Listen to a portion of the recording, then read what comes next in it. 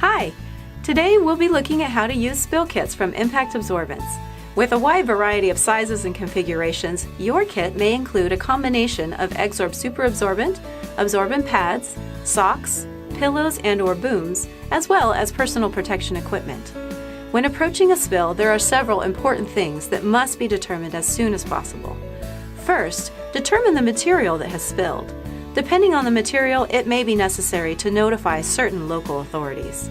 Next, protect yourself and others working on the spill with the included personal protection equipment.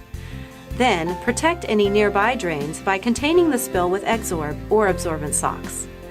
Now, using the absorbent products included in your kit, clean up the spill and put the used materials into the included disposal bags. Affix a hazardous material label if needed. Finally, dispose of the waste according to local, state, and/or federal regulations. That's it! Just a few simple steps and you are having an active share in protecting yourself and others, as well as the environment. Thanks for watching and choosing Impact Absorbents for all your spill solutions.